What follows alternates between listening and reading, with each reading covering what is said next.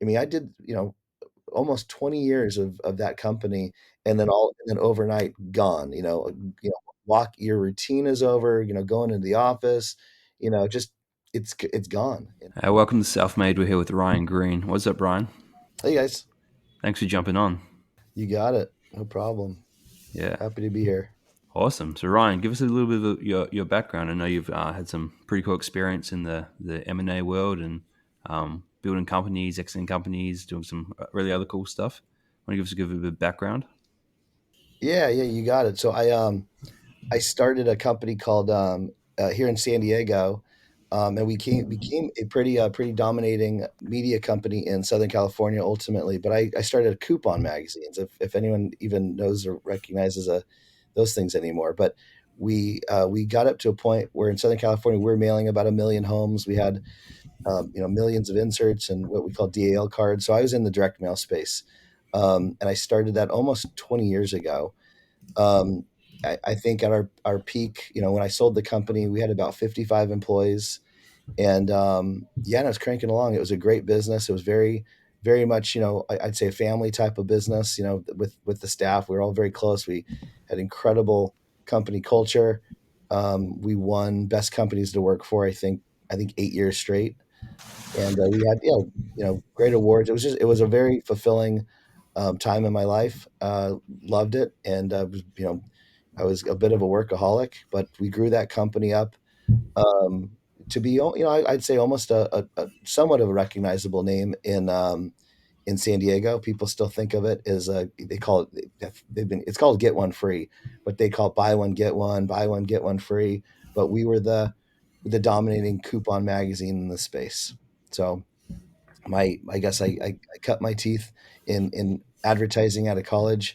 I sold radio, and I had this crazy idea to start this magazine, and it worked out. It went pretty well.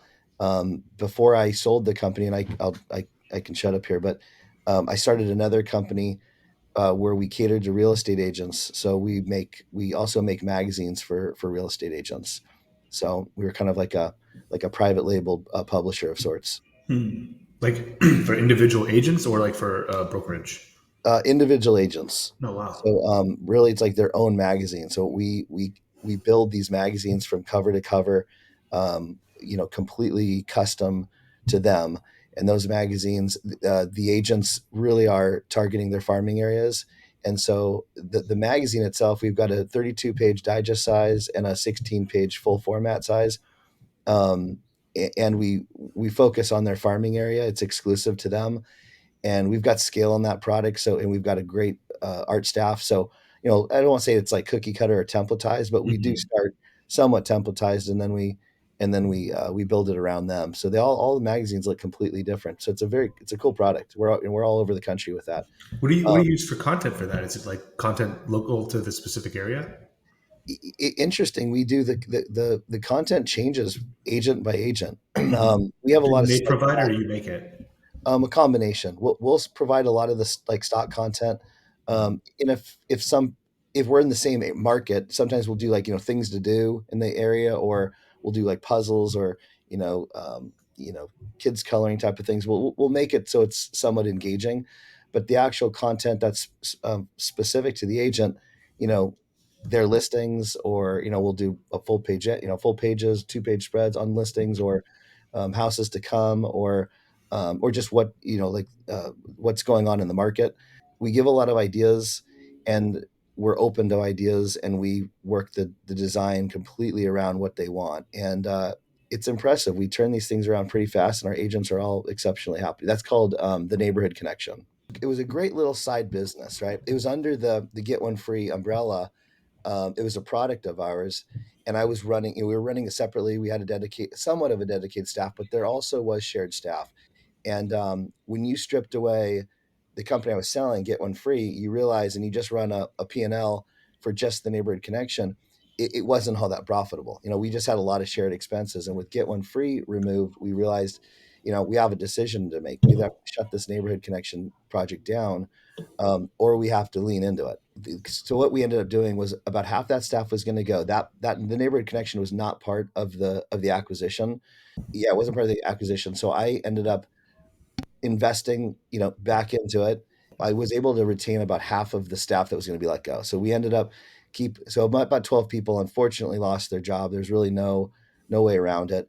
We kept about 12 employees, changed the name from Get One Free to Green Media. It's just easy, quick name, and that Green Media is now the company that has the neighborhood connection, which is that the DBA is the neighborhood connection. So still to this day, all 12 of those employees are still there. The company's cranking. I'd say it's a smaller, medium sized business, and it's great. Our operations manager promoted her to CEO back when we did all of this, and we just said let's go for it, and we have, and then since my we've now been building up more of a full service ad agency. So Green Media does everything from direct mail, and digital services to making magazines. We obviously we run that off of the neighborhood connection and the scale we have there. But that's kind of in a nutshell what's happened. And you focus on real estate in particular, like real estate agents, or is it lots of different types of clients? Yeah, it's actually not so much real estate agents, interestingly. So the neighborhood connection, 100% caters to real estate agents. That company is very, very focused on agents. Green Media, I took on a bit of I'll say, kind of a hired gun to help out a sustainable. Well, Jaron knows a company called Neovolta. They it's a whole home house battery system, like a Tesla, and I've been helping them with their marketing and sales and trying to build that up a little bit. And while we're doing that, we've been building up Green Media. But what I found is that a lot of these solar guys are struggling with their own marketing.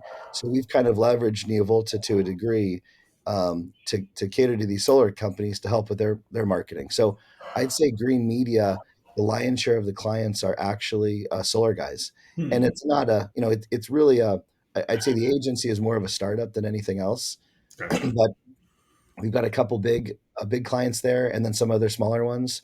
But yeah, it's really I'd say we're mostly focused on home improvement with the agency, whereas Neighborhood Connection is focused on real estate. But I really took a big slowdown for 5 years. I took a break. I was the guy working 18-hour days for 15 years, and I took a break and let the companies run fairly silent on my behalf. And but I'm getting back into it. I think I had to recharge Hmm. the batteries, and with Green Media and the agency, I'm finding myself getting back to those hours again, unfortunately. Or fortunately, if you like it, Yeah, you exactly. I enjoy the think work. I do. I think I do enjoy it. I think I needed it. It was missing from my life. So yeah, we're Hmm. we're getting back into the saddle. That's awesome. I'd love to, since we talk, a lot about like mergers and acquisitions. I'd love to hear a little bit more on the sale process. Yep. I know you said you had to take, let some of the staff go. But talk to us a little bit about what that process was like. The ups and downs, as we know, those sales are. Yeah. So the company so I didn't actually seek for a buyer. I had no intent, no desire to sell the company. And the acquiring company, I had known them. They were the national 800-pound gorilla out of the East Coast, and they had I guess been courting me, I should say, for a few years. And I realize now, you look backwards and you're like, okay, they probably strategically planned on doing that. So, but we met and had lunch, and I talked to them quite a bit, and we talked about potential different, partnerships and reselling either products, et cetera, et cetera. But at some point in time, they basically just said, look, the reality is we want your company, and we'll pay you what it's worth to you.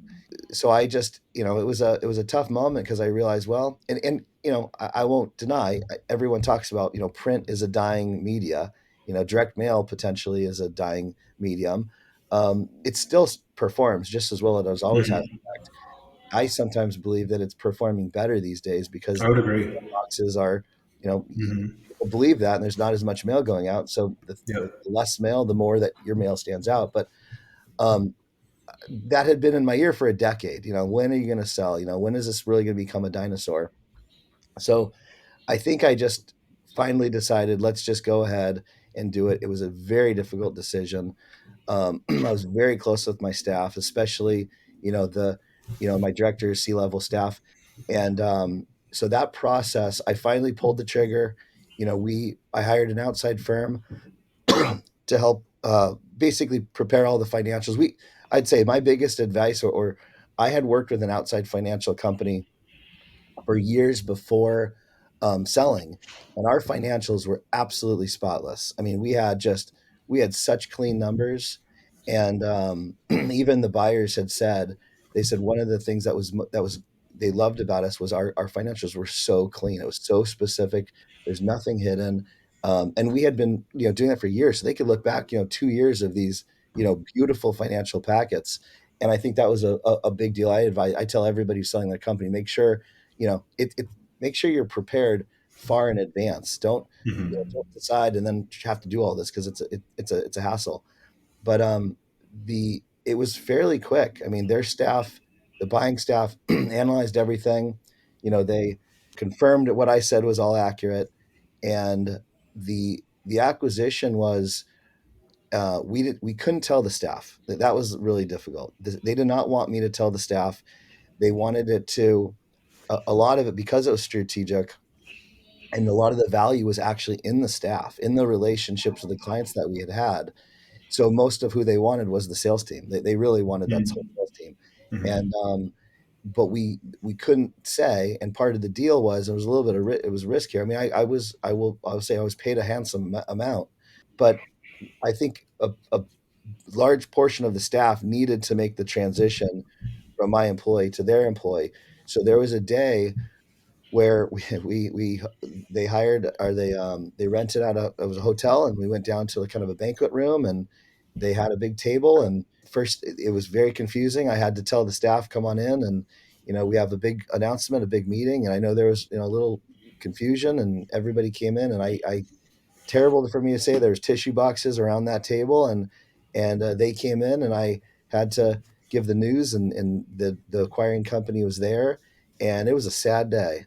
uh, and but there was a lot of tears, and but I felt comfortable because I felt like I was doing the right thing, not only for me and my family, but also for the staff, because the company that had bought us, and I mean, I don't know if on this podcast if I should share who the players are, but they they were a big company, and it's called Velasys. The company's Velasys, Yeah, I and know that name.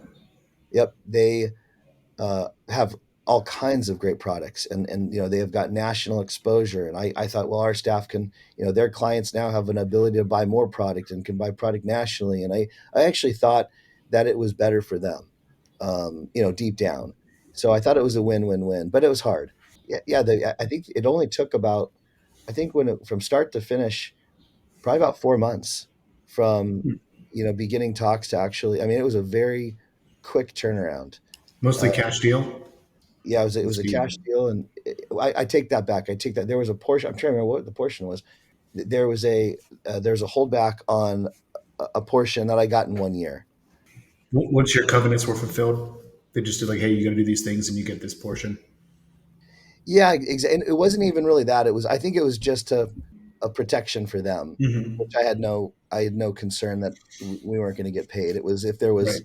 I think it was really if there was any fraud, that they figured Yeah. out inside that first year, Right. and of course there wasn't. So I had no concern, but it was. I actually can't remember what the split was, but I did get, Usually it's like 20%. yeah, maybe that's what it was. So yeah, I got the first payment, and then the rest of it 12 months later. So and it was clean. It was clean. It was simple. It was easy. But I'd say the biggest advice was the financial company that who actually helped me through the negotiation, and dealing with the ad backs and whatnot. And this is like a M&A advisor that did that with you? No, it's actually a company. They're kind of like a fractional CFO operation, Okay. and we had been using them for a long time, and they Is that had why your done. numbers were so clean? Yeah, exactly. Yep, that's what it was. And we had good accounting internally, Sure. but they were just kind of like one extra level, third party level, that always reviewed it, always came up with a really real professional package. And they had, I think, been a part of about 3 or 4 acquisitions that where they helped very similarly. And I talked to some of those folks that I was in a CEO group that he had done some work for a couple of the other CEOs, Yeah. and they were so pleased with the work that I'm like, yeah, let's do it. So they were kind of going down that path to help with some of these acquisitions, and they did a phenomenal job. I mean, Mhm. I give them a lot of credit. I don't think I could have done it without them. And so, like, did they help you come up with like a price of what you should ask for, or like, how did that back and forth come? Did the Velasquez give you a price and you said yes or no, or what did that look like?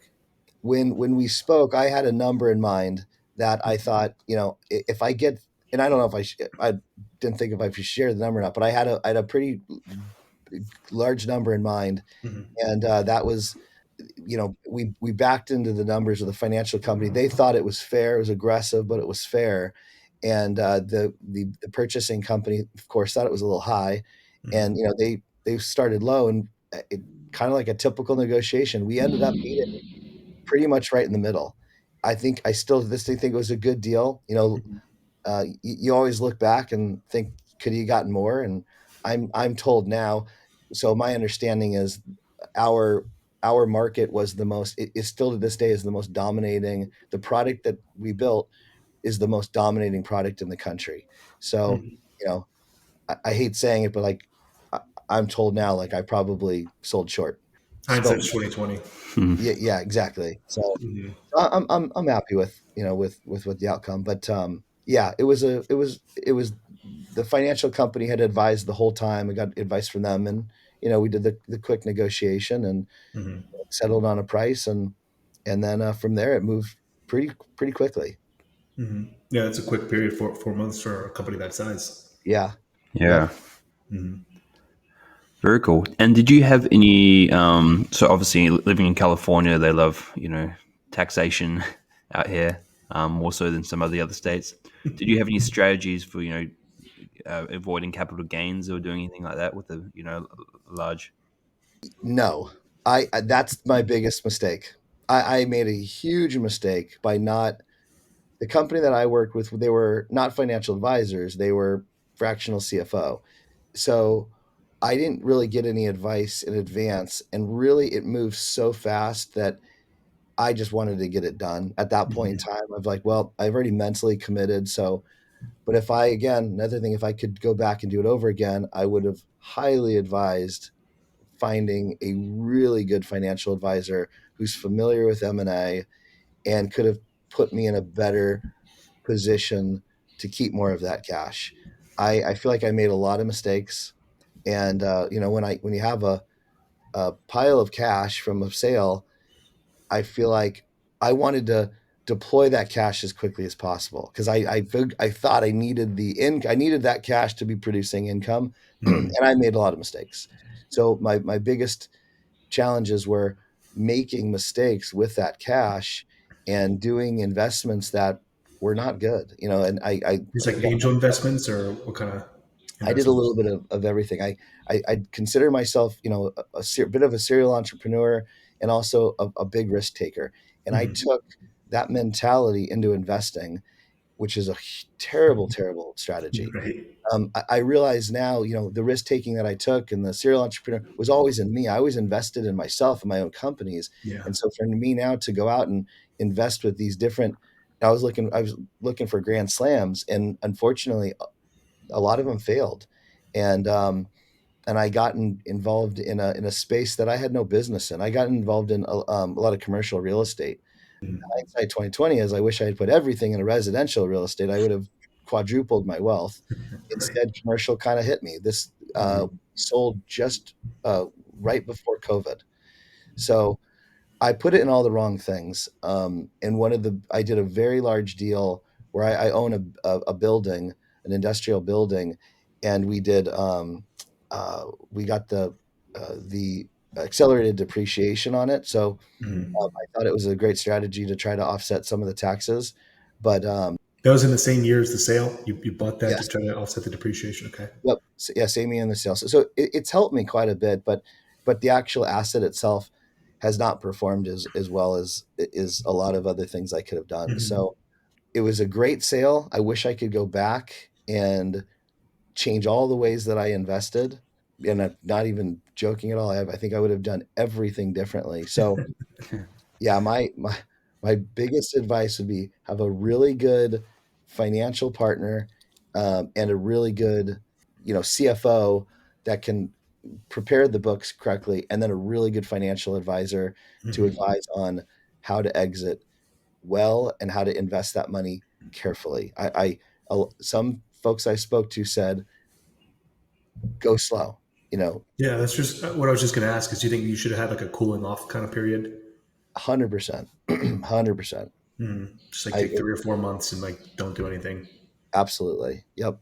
It's hard though, because what happens is I think there was enough people that got wind that I sold the company for a decent amount, that I had a Hmm. lot of people coming after me, and a lot of people. I mean, and everybody had a friend who had a friend, and I took a lot of calls, and I it was a stressful time. I could have Hmm. made my life a lot easier if I just turned my phone off for 6 months and just Right. thought, and then invested. And I Mhm. wish I had done that. Interesting. Yeah. Yeah.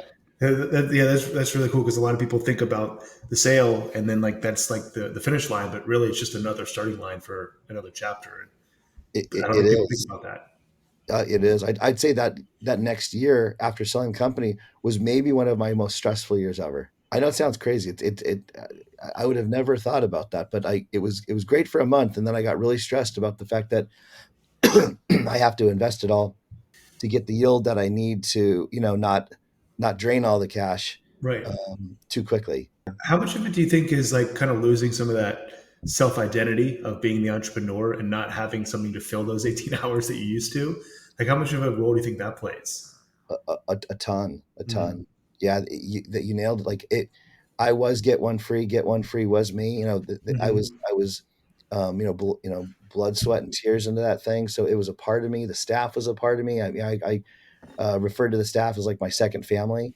Um, so it's literally turning your world upside down. I did not realize it. Some people had actually told me, you should you should have a therapist after selling a company just to get through mentally, because it's such a shock to the system. Yeah. I didn't do that, but I can see how that could help people, because it's very. I mean, I did, almost 20 years of that company, and then Hmm. overnight gone, Yeah. walk your routine is over, going into the office, just it's gone. And so it's weird waking up the next day, and what do I do? Uh, Right. yeah, threw the routine off. So yeah, I think there's a lot of mental. You've got to be mentally prepared for it, Mm. financially, mentally, and you got to have your family's got to support you on it. So there's a lot of parts that go into it that I don't think people really think about. Mm. Yeah, well, you kind of almost lose your identity, right? Like I like to think of kind of like self esteem as almost like a investments, and you invest it in different areas, whether it's skills or hobbies or family or business, and you when you sell it, you kind of lose that piece of you, and now it's like a huge hole. And like, who are you now, Y- right? Yeah, no, it's so true. I've struggled with that. It's like, Mm. I was, you feel good about like having this company and supporting people, and that's gone. And like it's Hmm. like, yeah, you do one, like, well, now who am I? How do Hmm. people perceive me? I don't think I have much of an ego, but there's a little bit of an ego. Sure. um, a little shot to the ego as well, because now I don't have this company, and you don't have as much to talk about at the dinner table, with colleagues and friends. It's like that part of your life is over, and it's weird. It's weird. It's taken a Hmm. while for me to get back to, but it's also now it's kind of motivating now that my non-compete's over. It's like, okay, I knew what I had. I want that back again, and so it's like, here we go, round two. Do you feel pressure on this other company to kind of like say that it's just not just like a one hit wonder kind of thing? Like I'm going to do it again, or do you feel any pressure like that, or this is more like, hey, I'm just here to build something I like. I think there is a little bit of pressure to do it again. I think there's a little bit of self pressure to, Hmm. I got to do it again. I got to get back to that. I'm not sure. That's a good question. I'm not even sure where I stand on that at the moment. Um, but I feel like I had enough time to take a break, and now I gotta I gotta do it again. Yeah. Well, and like you mentioned, that your son, and I'm sure family plays a bigger piece now too. Like just being present for them when you weren't able to do as much probably before. Yep. So it probably fills a big piece of that, I would Yep. imagine. Yeah. Oh, absolutely. I mean, I've spent more time with my kids than I mean, that I did get that back. That was great. So we've spent a ton of Mm. time together, and that kind of helped the mentalness. It's like, well, you know, I value that a ton, and it's helped me kind of get through it. I've got 3 kids, so they probably saw too much of me, though. Is the reality. They're probably, there's Yeah. times where they're probably okay, enough of Yeah. dad. Go back to work. Yeah. Yeah, exactly. I was starting to be that guy that's like, hey, what do you guys want to do? Let's go do this. I mean, I'm like, I have, I think, a touch of ADD, so I'm like, I'm all over. I have to be doing something, so Yeah. I can't be bored. And so I think I was always trying to get them to do stuff. And they're like, Mhm. Slow down. We're not your staff." Right. Yeah. It's a full time job just hanging with, keeping up with dad. Yep, yep. Well, you mentioned that one of That's the great. things that made the sale difficult was the team, and it sounds like you're able to build like a really amazing culture and work life um, balance, or the environment at work. Can you dive a little bit into that and how you did that, and kind of Yeah. what you do if you're going to do it again to build the culture where you said 8 years in a row you're one of the best companies to work for. So what we did, so we were very much a sales organization. So about half the staff was sales, half the staff was, I'd say admin production. It was a fun group. But I think we created that fun group. I mean, when you came in to get one free, you knew that the rumor was like, okay, prepare to have fun. We would, work hard, play hard. But I think one of the ways we built culture, we did a lot of company events. Um, we always looked for inexpensive ways to get the group together. And I think too many companies look at that as an expense and like, oh, there's not, we're not working, you're taking time away from the actual. But I look at the total opposite. I think when you can bring the whole team together and build that camaraderie, everybody wants to work hard for each other. Mhm. You really build a team. I see too many companies now that are so isolated, especially after COVID. There's just not enough of that happening. So we would do.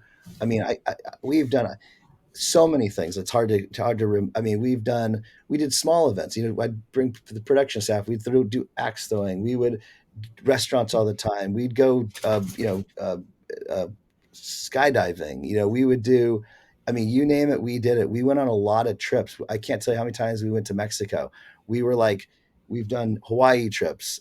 We those all. My favorite ended up being these all inclusive Mexico trips because they were fairly inexpensive for the value, and Mhm. our staff just loved. They looked forward to it, and we tried to do them as a sales incentive trip, but the reality was we really wanted everybody to go. So we would Mhm. usually pair up. We would do a sales trip, and we would pair up production with some of the sales guys. So we'd have the production guys rooting on their sales group or folks so that they could also go. And Mhm. so we did some trips where they were just sales incentives. We try to we'd always position them to where most of the staff got to go. And it was kind of terrible because the folks that didn't make it, they never wanted to not make it again. And then we would do some full company trips. And they were just amazing. They were truly amazing. And I think How it frequent were these? oh, I would say we would do a trip probably twice a year. I mean, sometimes there were times where we would do them almost quarterly, maybe miss a quarter. But I mean, I'd say on average about 2 trips a year. And we would do a company outing or event at least once a month. I mean, we would do one time we had was it Shogun or the Benihana style, the teppanyaki style. We would do that out at the beach. We would do a lot of beach events. We'd go down to La Jolla Beach and Tennis Club a lot. We'd rent that place out. We did a lot of day events, and the multi days were always trips. We did the Grand Wailea one year, which is, I mean, I still have people send me pictures from that trip in Hawaii. I don't know if we could afford to do Hawaii these days, but that was back when we got a pretty good deal. Mhm. And that's when we kind of shifted to Mexico. Best value there is an all inclusive to take a group down there. But that's how I think we built culture, and everybody knew it was just a fun company to work for, Mhm. and they really knew that management truly cared about them. Mhm. It wasn't just all about the money. It was like, look, it is a work life balance. And the thing we did too is when we did these trips, spouses or partners were always invited, so it was always a plus one. And we never wanted to have the significant other be upset that they were going Right. on these trips. So it was always the couple. That's cool.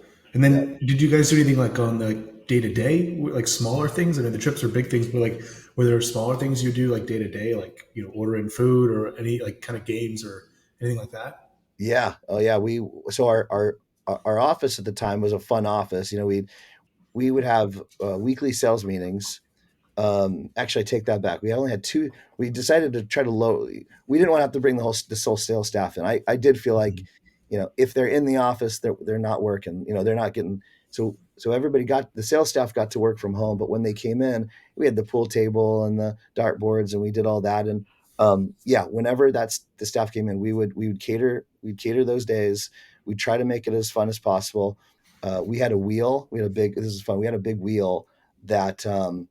Depending on whatever it was that we were working on those last couple of weeks, whether it was more restaurants in the magazine or who got the most deals the last 2 weeks, etc. We would have them spin the wheel, and the wheel had cash prizes on it. I think it was up to $500, $100. And it was $20, and then it was gift certificates. I mean, we made it fun. So Mhm. the whole staff, they get to spin the wheel, and they would walk away with different cash prizes, and everybody got excited about that. Then we'd have production come in, and we do something with them, and they get to spin the spinning of the wheel was a lot of fun. We'd cater quite a bit. Pretty much what I would try to do is every time, like, one of our sales staff was in, I always try to take someone out to lunch and really create a bond with that sales rep. One on one, you would take them. Yeah.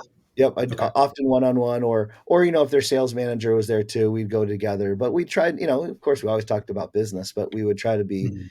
it was always about, building bonds. I just thought it wasn't always about building rapport with the clients. It was also just making sure your staff really knew that you were there for them.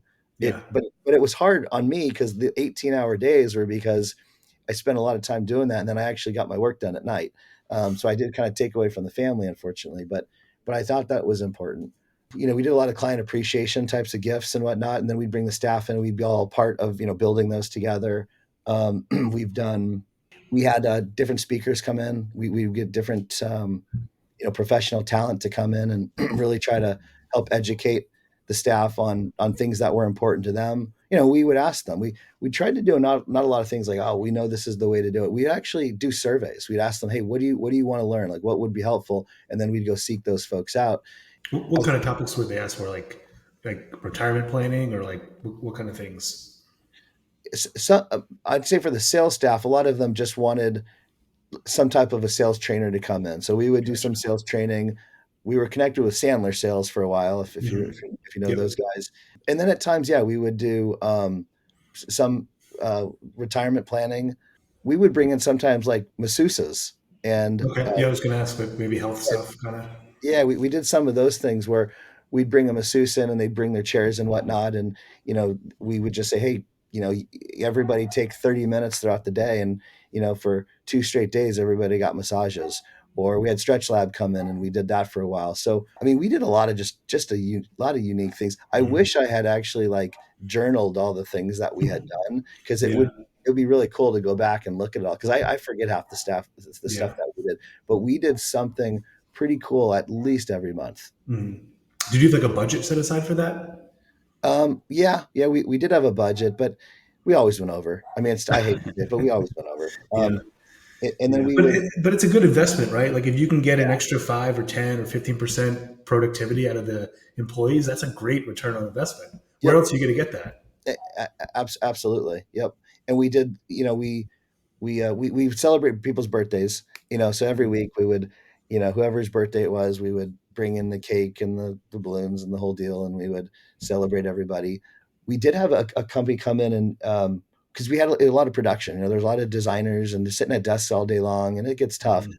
So we had the whole ergonomic person come in and get them all set up, so Mhm. they're not getting carpal Scoliosis or tunnel, whatever. and yeah, Yeah. exactly, all of that. And Mhm. but yeah, we catered a lot.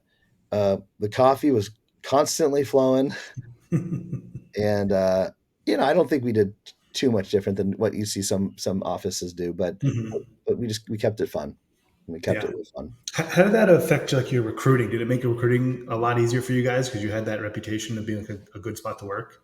or is not no effect? Yeah, no, I think so. I mean, it was hard for somebody outside coming in to really understand that unless they were through a referral. Hmm.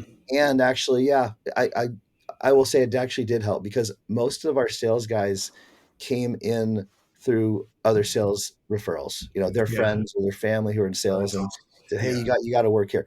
I'd say that's the lion's share of our staff. The production side probably not quite as much, but I think when they got there, the we didn't have a whole lot of turnover. yeah, yeah. I Um, was gonna say. so I think the recruitment was it helps a little bit, but yeah, on the referral for sure, but on the Hmm. there was just no turnover. People stayed, Hmm. and because hiring is such a pain. Yeah, I didn't, and it's costly.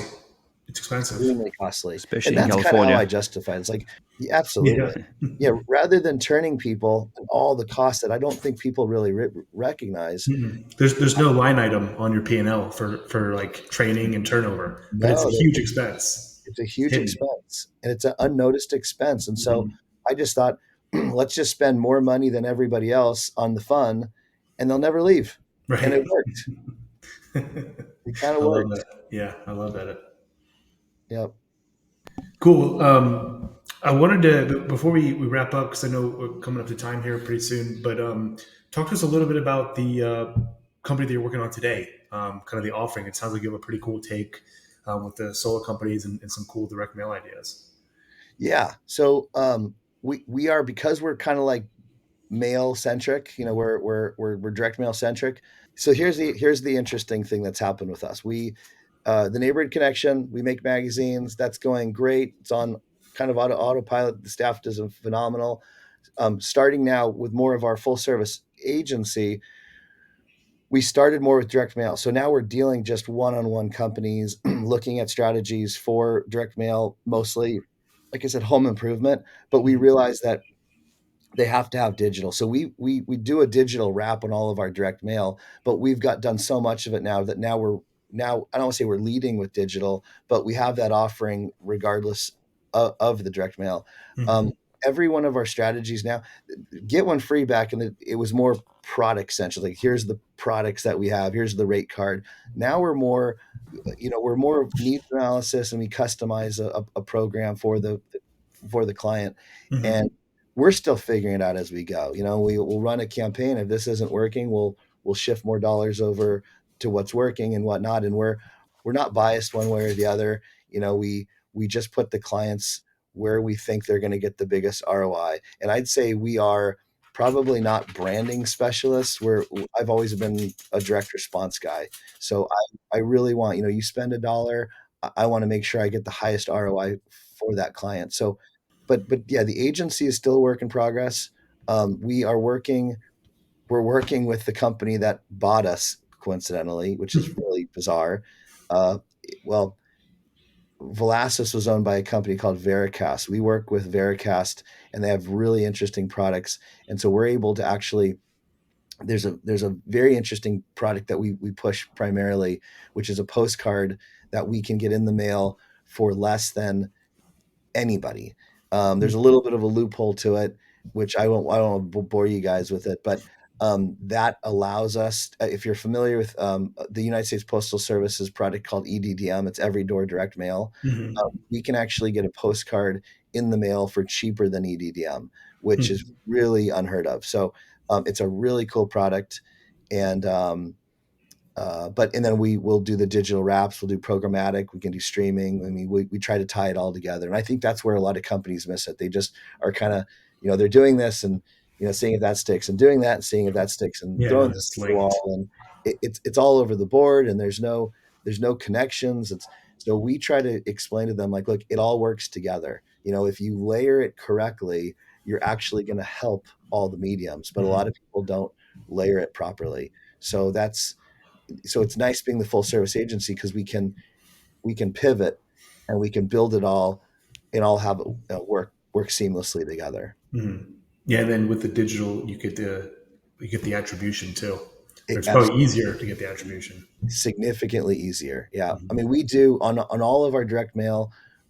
We have tracking numbers, but Mhm. still the attribution's not perfect. Right. Um, Never you know, is. someone gets that piece and then they're going to, Google you, and then, then Google gets the credit, et cetera. But so attribution's always been a real challenge for us. We actually have a product right now, which I'm really excited about, where we'll put a QR code on the postcard. And because we have the data on who we're sending it to, when a consumer scans that QR code, we have we actually know exactly who scanned it. So the lead is provided to the customer. So whether they call, not a lot of people are calling anymore. They're just going to Yeah. people's websites or scanning the QR code, but we Yeah. can at least provide where they went from that postcard. We can't. Are It's not a those unique QR codes, or is it just it dings their IP, or what's the Yep, method? they're unique. They're all unique QR codes. They're all Mm. dynamic, unique. They're When they're printed, they're variable printed. So like when you get a postcard that says, "Hey, Jaron, you looking for solar?" Um, Hmm. we can actually say Jaron's name on the postcard. It doesn't Right. just It's it's like a not mail generic. merge. Exactly. We're doing the merge. And so we can also do that with the QR code. So it's a unique QR Mm. code on every single card. So that QR code is connected to the person's name and address. And so Mm. we know exactly who scanned it. Even though Oh, they that's go to the awesome. website and Right. they don't do anything, It we just know passes through. exactly. We now know who they are. So That's cool. That's yeah, really cool. yeah, Because yeah, that's because I have a marketing agency as well, and I know that's half the battle is being able to show that it's working. That's the huge absolutely. challenge. Yeah, it's a challenge. It's actually been I had a years ago back with Get One Free. Our biggest challenge was attribution. Mm. And everybody say, "Oh, I'll quick funny story. We had a plumber that would he was advertising. He wasn't advertising spending any money with Yelp, but and he put an ad in and he was running it, and he called us one day, I think after a few months, and wanted to cancel the ad. And we didn't hold anybody to contracts. If it didn't work, we're not going to steal people's money. So we said, okay, no problem. But what seems to be like, what is it? What's working? Well, you guys aren't working at all. He goes, well, what's working? He goes, well, oh my gosh, everybody's calling me from Yelp. Like when I asked you, where'd you see it? It says Yelp. Like, well, were they doing that before? Like was Yelp working before? No, it's really weird. And we're like, "Well, do you think it's maybe because they're yelping you off of the ads that are running?" And he just couldn't understand that. But Yeah, he ended up canceling the ad, and guess what happened? He called us 2 months came later, back. and he's like, "I think I need to get back in the ad again. What happened?" He's like, "Yeah, I don't know." He goes, "So that's the type of thing. A lot of we I joked, we gave credit to a lot of digital marketing that Mm. we just couldn't track on our behalf. But it's amazing how, like, yeah, Google's incredible. We're getting all these leads from. It's like, well, someone had to type you in. So yeah, I had a 10,000. I knew it was all for fun. It was for fun because I knew it wasn't possible. But I said, hey, if somebody on our staff could figure out how to with 100% accuracy have perfect attribution, knowing every lead that comes from this paper ad, then there's a $10,000 reward. We literally had posters, like, kind of, it was more of a joke, but Yeah, like, because it's not possible. It's still, to this day, I don't know how it's technically not possible. you can get close, but yeah, We get 100%. Yeah, That's exactly. tough. We're getting closer and closer every day, Mm. but Yeah, that has its own risks that come along with that. Like the surveillance state. The closer you get the attribution, it starts to become creepy. absolutely, it is why I like digital. Though digital's the attribution so much better, so much easier. Mm. I'm starting to switch to the digital side a little bit. Mm. Well, I think it's good to have a good knowledge of and grasp of both because they Yeah, both work, and if you can combine the two, then it just works all even better. yeah, yep, absolutely, absolutely, and that's kind of what we're trying to do. I feel like we were pushing products when we had to. Now Mm. we don't push any products. Now we just absolutely think about what's going to work best, and put clients in the right space. And we're selective. We don't deal with a whole lot of clients. We're very selective Yeah. in who we work with, because we want to be focused and give the proper time to each campaign and client. Mm. And when you said home improvement, is that like home services or like renovation, home renovation companies, or who's your clientele? Yeah, so anything from like paving companies, outdoor Mm. landscape, Okay. solar. We're definitely working quite a bit of solar, but we're finding ourselves, interestingly, doing a lot of outdoor home improvement types of products. And something I'll mention that I should have mentioned, because it's probably one of our most exciting actual products. And this would be great if you guys know anybody in this that needs this. So I'll tell you this quick story.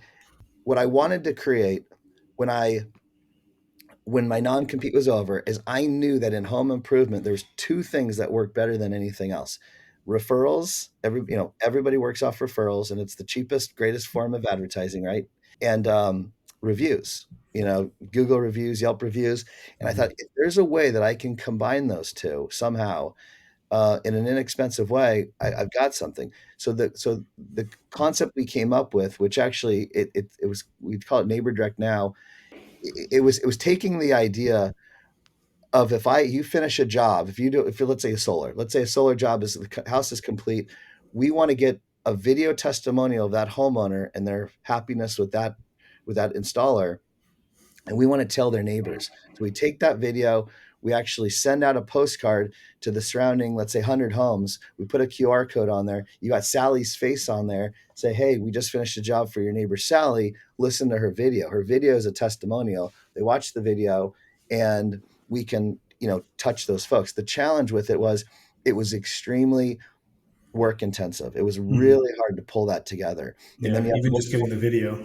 exactly the whole thing. But we realized that the video was going to be, the work went into getting the video, but piecing it together on the postcards and doing it in different parts of town, it was labor intensive. But what we built was a testimonial video machine. We now have this proprietary system, which is so cool.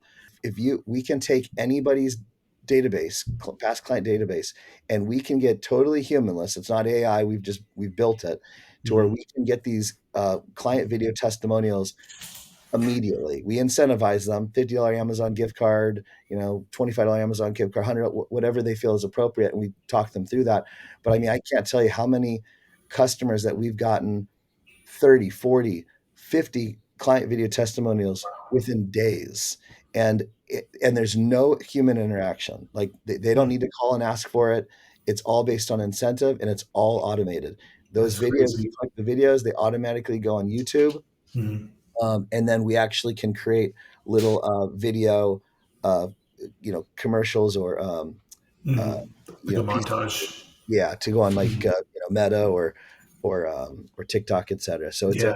that's the proprietary product that we're working on right now. That's really exciting. We're getting a lot of videos for clients, for their That's website, whatever phenomenal. they want to use with them. Mhm. That's cool. Do you think you could generalize a little bit more? Maybe like the introduction before the homeowner kind of gave their testimony was, that whoever's doing the introduction was in front of, like, the landmark of the town. So you can cater that to 5,000 people that live in the area versus the 100 people that are in the close proximity. Absolutely. I mean, that you're yeah, Jaren, you're absolutely right. Like, I think that was our challenge, is that we had these little neighbors, and the reality is, you only know your first couple, two or three. So we were hoping that more people just say, oh, she's down on ABC Street. But you're right. If somebody was more notable, that's where now we've backed off on the postcards of the product and all that work, and we've just focused on the video. And so now the video, we can talk to a customer and say, hey, maybe we do some campaign with the video, but it doesn't have to be all these little radiuses around former jobs. And not everybody gives a video. So it's Mhm. not foolproof. So, but now they can use the videos any which way they want. And, but we can cater it to, and if they get somebody out that's notable in the area, then we can use that video and push it out to a larger audience. Yeah, that's really cool because they are really tough to get. Is it almost like a video ask kind of platform where it like prompts them and Yep. then strings it together? Yeah, it's exactly. So we custom build the video request. It's just a quick URL. We put it in a text. We use SMS and Mhm. emails to make the request. It's just a link. They go to the link. It's personalized or customized to the actual business. It's so super simple. It Mhm. explains it briefly. They click a button right from their phone. They record. They stop. If they like it, they approve it. If they don't, they can do it over, and then we immediately get the video, and it immediately goes on YouTube, and they immediately, once it's approved on our end, they immediately gift the gift. We built the platform. It took about a year to actually finalize it. We really haven't started pushing it out. We've been doing a lot of beta testing on it, and we've Mhm. got I think about 10 clients who've used it now, and they're averaging, I'd say, anywhere from 30 to 50 videos That's is our insane. recovery within like 3 days. Yeah, And that's it's people insane. are they're blown away. The thing is, Hmm. like, what do you do with them afterwards? And that's where Hmm. the value is, because if you get 30 videos, just the gift card in itself, you're $1,500 in hard costs. So Hmm. you really have to have a strategy on what to do with those videos to get the ROI on them. But it's great content. I so Yeah. believe in them versus going and reading a text, which you don't know how legitimate it is. When you actually see someone, I mean, that's a real testimonial. Hmm. Well, and like you have an agency, half the battle is getting the content for like the ads and all their marketing Yep. materials. That solves a huge piece of that. Yep, absolutely. And we've got the video apps built into a CRM. We have a CRM that we have our clients use called Home Hub. Okay. We're rebuilding our site right now, but Home Hub is how we get the videos. We've got a special thing built into it. But it's yeah, it's an awesome CRM. We actually internally we use this our CRM is Home Hub CRM. Hmm. Um, homehubcrm.com talks a little bit about the video testimonial, but that's getting rebuilt. That's getting all rebuilt as we speak. That's awesome, man. That's really cool. Well, so we cater a lot. This podcast is geared towards home services people. So where should they reach out to if they're interested in learning more about it or in you or your company? Yeah, I would say go to greenmediainc.com.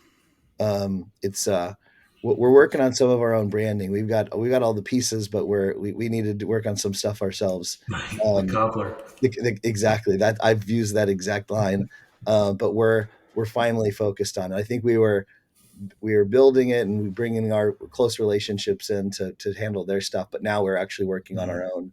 But yeah, greenmediainc.com is pretty much where you'll be able to find everything. And in the coming weeks, the site's going to be much more robust on all the services we provide. But that right now goes to our old site, which is Home Hub CRM, which focuses more on our CRM, and the video product is just a product inside of that. But yeah, if anybody is interested in that product, that's we can set anybody up really quickly with it. Mm. Yeah, that's such a valuable thing for people to have those. It's so Yep. hard to get them, so that's cool that it's that easy. Yep. Yep. And if anybody wants their own magazine, we're also starting to, I'm pushing the team to open up outside of just real estate agents, but that's the neighborhoodconnection.com. Mm. Yeah, the neighborhoodconnection.com talks about our magazine products, which have postcards and whatnot as well. Mm. But between those two, most of our services can be found. Cool. Very Well, cool. yeah, thanks so much for coming on, Ryan. This was really cool, really insightful. Appreciate you giving us the time. Yeah, we'd love to chat more later about potentially using some of those services. Also, where can people reach you if they wanted to inquire for themselves? I would say, I would just say the best is would just probably just for now greenmediainc.com. If they go there, the phone number goes to our staff.